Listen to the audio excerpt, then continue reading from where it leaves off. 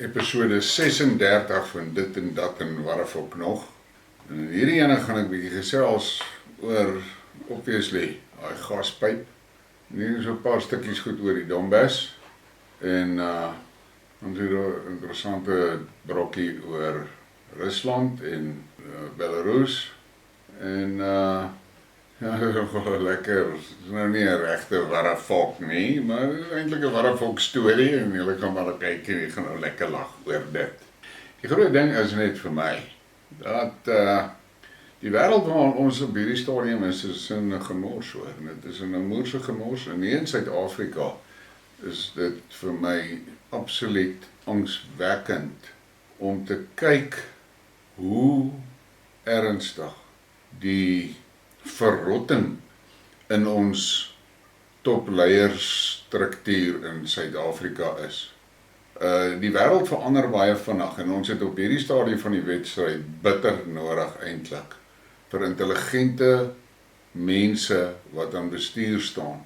Mense wat verstaan hoe werk dinge en mense wat kan aanbevelings maak tot voordeel van Suid-Afrika. En eindig hierdie IQ70 ANC kaders, julle moet verstaan, daar is nou nie 'n kwessie daaroor nie. Daai goed is daar net vir hulle eie sake hoor. Hulle steel, laat dit bars. En wat vir my skokkend is hierdie absolute kakspul wat nou in hulle binnekorps aan die gang is, hoe hulle fucking beklei om, jy weet, ouens met ernstige kriminele klagtes teen hulle in hulle leierskap in te kry. Wat 'n donder is dit? Dit sê mos vir jou. Daai is georganiseerde misdaadsgroep, dis nie 'n politieke party nie. Moenie jouself bluf nie hoor. Dis wat hulle is.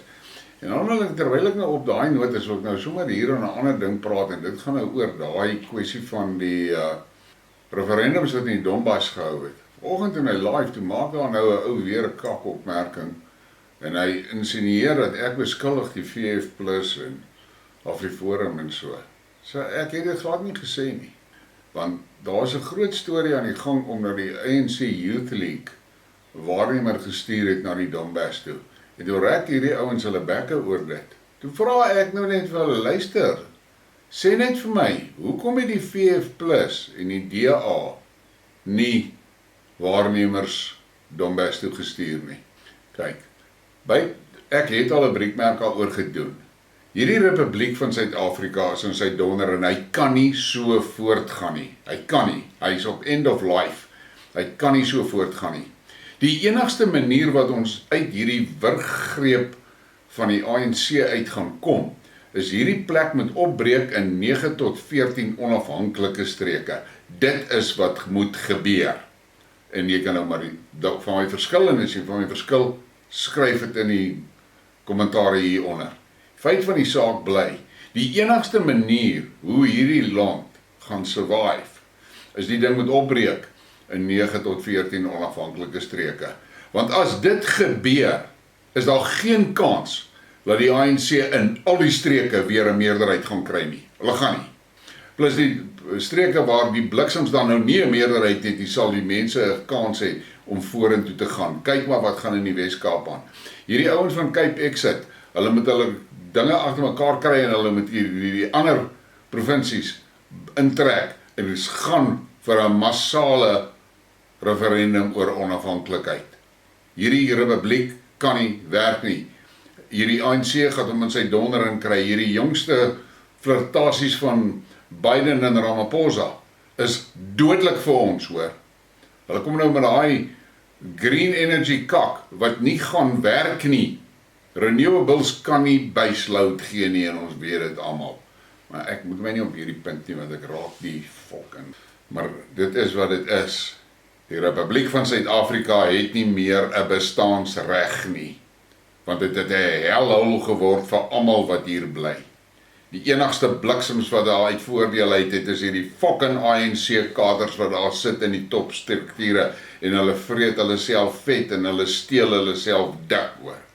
Maar nou ja, daar's baie stories oor die Donbass en oor die mobilisasiebevele van Putin en al sulke kak en dan vertel hulle jou van hoe hierdie westerse navolgers en pildrinkers En ouens wat ook alles gesluk het oor die pestilensie, wil jou groot stories vertel oor die mobilisasie.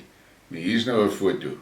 Mobilized citizens receive small arms in Western MD Tank Division in Moscow. Each serviceman has been provided with a personal arm in accordance with their assigned position. Mobilized citizens are to commence shooting tactical and special training. Kyk hoe hy rye mense. Staan nou 'n paar duisend wat oor die grens gevlug het, maar dis 'n klomp sleg moere daai wat in elk geval weggehardloop het, net soos wat ons hier by ons gehad het, hierdie kolonels en sy trawante, die fucking goed wat nie wou army toe gaan nie. Dan sê hierdie ou iets wat nou baie tong en die kies vir my is, en dit is iets om na te luister. Russia is losing 250,000 pro-Western liberals fleeing the country. The vast majority of whom have never served and are not now being called up, but fear being mobilized in the future. But Russia is gaining up to 8 million new citizens, most of whom actually want to be Russian. En dit is die waarheid. Daar is van die Russiese parlementariërs wat gesê het, daai goed wat so weghardloop so 'n klomp soyboys, hulle moet buitendien fuck off. En dan sê jy nou hierdie stukkie, this is how the new multifunctional medical centers in Luhansk and Mariupol look like. Both were built in just 3 months. Ek het lang video's gekyk oor dit. Dit is mooi goed, mooi hospitale wat hulle daar opsit het. En ek het ook video's gesien wat Eva Bartlett gedoen het en so, sy met die mense gepraat het. Daai mense sê hulle het in hulle lewens nog nie sulke mediese fasiliteite gesien nie. En dan kom ons by hierdie stukkie van Eskom. In the period 1960 until 1992, Eskom installed 19 power stations. That means every 20 months, a new power station came online, on time, on budget. Well done to the old South Africa. In forward to the book all about Kuberg, Dr. Johan Maria wrote that in the same period, Eskom was able to reduce the real price of electricity by 35%, and they could foresee that by the end of the century, i.e. 2000, they should be able to reduce the real price of electricity by another 10%. It is said that Eskom produced 56 gigawatts of electricity with 17,000 employed in 1994. It now produces on a good day in the order of 27 gigawatts of electricity with 47,000 employees. As the Americans would say, do the maths. Yes and boys, dis 'n kakspel wat daar by Eskom aangaan. Maar ek het nou ander praatjies gehoor en so, dis hierdie politici wat Eskom opfok. Nie die mense by Eskom, die Reiter en sy mense nie, dit is die politici. Nou ja, hierdie ding is nou iets wat nou ons Afrikaners sal verstaan as ek sê, my fok Marlies. Jy weet, net 2 dae terug het ek nogal 'n Briekmerke gedoen, 'n Skidmarks gedoen oor hierdie Giorgia Meloni van Italië. En gesê, eers waar ek het lyk miskien of Italië nou, jy weet, regte rigting gaan inslaan. Kom die fucking vrouwmens gister uit met hierdie kak. Giorgia Meloni tells Zelensky, you can count on our loyal support for the cause of freedom of Ukrainian people. Nou net vir dit kan sy na moer vlieg wat my aan betref. En dan kom ons oor hierdie green shit. En dis hy Alexandria Ocasio-Cortez. Kan jy hierdie kak glo wat hierdie vrouwmens kwytraak? I see people are rushing out to fill up their cars for this hurricane at the gas station. This wouldn't be an issue if they had electric cars. If the power is out for a week, how are they going to get gas? We need to start planning ahead and moving forward. My fuck! Wat se kak is dit? If the power is out for a week, how are they going to get gas? What the fuck? If the power is out for a week, how the fuck gaan sy haar Tesla gecharge kry? Boys, hierdie IK-probleem is nie net beperk tot Suid-Afrika. Dan hierdie is nogal 'n treffende sportprentjie. Kyk maar mooi wat gaan daar aan. En dan dink jy oor daai kak wat nou daar gebeur het met daai Nord Stream pyplyne. Die EU en Rusland vat hande, maar daai fucking Amerikaners wil dit daai greep gebreek. Nou, hier kom nou 'n paar goed wat jy nou maar in so sequential moet onthou. And with the cold winter months in Europe just around the corner, thousands have taken to the streets in Lubmin in Germany, demanding that Nord Stream 2 pipeline be opened. Dink mooi daaroor. Daai mense betoog dat daai Nord Stream pipeline oopgemaak moet word. En dan kom hierdie Habeck. Jy weet, ek hoor nou hierdie ding is eintlik 'n skrywer van kinderboeke, maar Jesus, hy is die minister van die economy in Duitsland. We're experiencing a severe energy crisis. Germany Economy Minister Robert Habeck is singing a much more panicky tune than he was in the beginning of September when he tried to downplay concerns of the catastrophic economic failure. Maar nee, die Duitsers is in die kaak, baie diep in die kaak. En dan kom hierdie berig hier, hou nou hierdie goedjies alles so in volgorde hoor. NATO exercises present opportunities to test new unmanned systems at sea, ensuring that allies can work together to counter current and future security challenges. En dan is daar 'n prentjie van hierdie duikers op hierdie rubberdak met 'n robot en al sulke goeders, unmanned underwater system. En wat wil jy nou meer? Dis presies waar daai pipeline op gefokus. Dan sê hierdie berig in 'n koerant, while the loss of pressure in 3 natural gas pipelines between Russia and Germany is still officially being investigated, Berlin is reportedly no longer convinced it was a coincidence and suspects a targeted attack on behalf of either Ukraine or Russia. Pressure in one of the Nord Stream 2 lines dropped sharply overnight, followed by the same happening to both Nord Stream 1 pipes on Monday afternoon. Denmark announced that a gas leak was spotted off the coast of Bornholm Island in the Baltic Sea and closed the area for maritime traffic, but could not confirm if this is what caused the pressure loss. According to Tagesspiegel, the German government and agency investigating the incident can't imagine a scenario that it isn't a targeted attack. According to an anonymous source familiar with the assessments, everything speaks against the coincidence. The outlet explained that a deliberate attack on the bottom of the sea has to involve special forces, Navy divers or a submarine. Berlin is reportedly examining 2 possible scenarios. In the first, Ukraine or Ukraine-affiliated forces could be behind the attack. The second option is that Russia did it as a false flag to make Ukraine look bad and drive the EU energy prices even higher.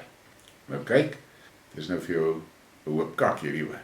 Maar dink nou terug, ek het net vir julle daai foto gewys van daai Navy oefeninge wat daar op daai pipeline gebeur het. En ten minste wil hierdie ouens nou soek, maar die mense reken Oekraïne het nie die vermoë om te doen wat daar gedoen is nie.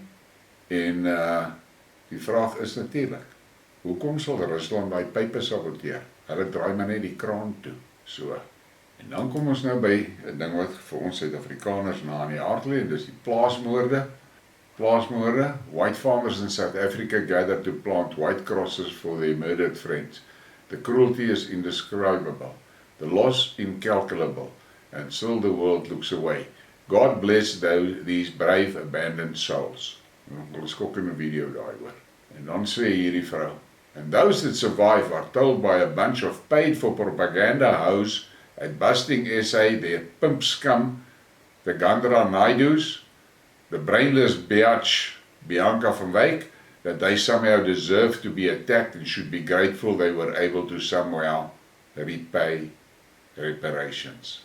Nou ja, ons almal weet dat hier's 'n klomp liberals wat hierdie plaasmoorde afmaak. Maar dis dieselfde mentaliteit as wat hierdie mense het wat sê, dis reg dat Zelensky die mense so uitmoor in die Donbass. Selfe mentaliteit. En dan kry ons nou hierdie, we will win, we have no other choice. The main messages of the meeting between Putin and Lukashenko in Sochi today. They should treat us with respect, Putin said, commenting on Lukashenko's words that Minsk will not talk to the West if there is no respect. Hier kom groot kak vir die Weste hoor. En dan Viktor Orban, ek hou baie van hierdie man hoor. Hungarian PM Orban, a war between Ukraine and Russia would be a local conflict, but the West economic sanctions have turned it into a global economic war. En dit is die waarheid, en ek het al oor gepraat, ek kan nie verstaan wat die fok het die Weste gedink gaan ons skor nie, maar daar kom nou al meer en meer goed uit, en so die Amerikaners het met 'n plan gewerk, en deel van hulle plan was om Europa se ekonomie te verniel hoor. Nou, kyk nou daai gaspyplyn, is nou opgeblaas. Daar was nou betogings daar, wat gesê het, maak oop daai gaspyplyn. Nou is daai gaspyplyn opgeblaas, so daai betogings is nou van die map af. Presies wat die bliksems gedoen het in Hong Kong, met die pestilensie. Toe die lockdowns bring, toe is die betogings verby. En dan hierdie is 'n ding wat ek al baie jare na kyk en so, en ek het al baie berigte oor dit gelees, en ek noem dit maar wat julle ook maar net kennis neem van dit. Central Park is trending. Let's make sure people know that every day there is animal abuse happening in Central Park. Let's ask Central Park, New York City, where they stand on the abuse of the horses. Ban horse carriages in New York. En kyk nou, lê daai perd voor daai perdekar. En ek het al baie van hierdie goed gesien oor hoe hulle daai perde mishandel daar in New York. En waar is die bleeding heart fokkers nou? En dan hierdie is 'n skokkende storie. The most emotional moment was when we suddenly met released Azov soldiers right inside the main hall on Capitol Hill. Azov fighters. Daar's geen twyfel daaroor nie. Dis 'n fucking klomp nazi's, Zatsies. Dis wat dit is. Zatsies. Maar kyk waar staan hulle in Capitol Hill. En dan hierdie moet steurend wees vir die Weste. US and Europe running out of weapons to send to Ukraine. A US associate professor has told CNBC that Washington soon may not have the ability to supply Kiev with arms. En dan gaan hy aan en hy verduidelik hoe is die ouens nou in die moeilikheid en as hulle nou wil vervanging hê, sal hulle nou met hulle industrie aan die gang sit, maar dit gaan tyd vat om dit gedoen te kry. En Borrell stem saam. Hy sê die volgende: The EU is in the same boat. The military stocks of most European NATO member states have been, I wouldn't say exhausted, but depleted in a high proportion, the diplomat said earlier this month. Wat 'n kak is dit? Not exhausted, but depleted to a high proportion. Ag nee, fok. Jy weet, hulle wil woordjies altyd verander en so om van die waarheid en die feite af weg te kom. Dan het ons hierdie van Pumlani Majosi.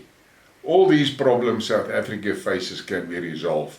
The country has huge potential, young population, one of the best geographical locations in the world, one of the best climates, natural resources, stable democratic institutions, vote incompetence out of power, please. En ek stem met hom 100% saam, ek weet nie waar die fok kry hy daai stable democratic institutions nie. En dan kom ons nou by daai warafak. Nou hierdie het ek my gat afgelag toe ek dit raakloop. Hierdie foto is van 'n aktrise van die Oekraïne. Anna Simonovich was recognized in Ukraine as a threat to national security. Kyk nou na daai poppie. En dan lees jy nou hierdie kommentare wat die ouens gelewer het. My wife would certainly recognize her as a threat. Hierdie ou sê, with those lumps she is a threat to mankind. Dan sê hierdie ou, Nazis don't like women. Dan sê hierdie ou, I would gladly surrender to her and obey her every word. En daar was 'n helse klomp nog, ek het dit nou nie gevat nie. Maar blykbaar gaan dit oor hierdie movie wat sy gemaak het. Hitler goes kaput. Nou ja, en op daai noot sê ek dankie vir julle dat julle geluister het. Dankie vir julle ondersteuning. Klap maar daai like, klap jy subscribe, share die ding. En ek het vanoggend in die live ou nou het daar 'n kommentaar gelewer wat ek was met hom vriende op Twitter en toe het hy verdwyn, Albert Murphy. Hy bly daar in die Karoo. Jesus, ek sal graag weer met die ou wil kontak hê. Nou ja, lekker dag vir julle.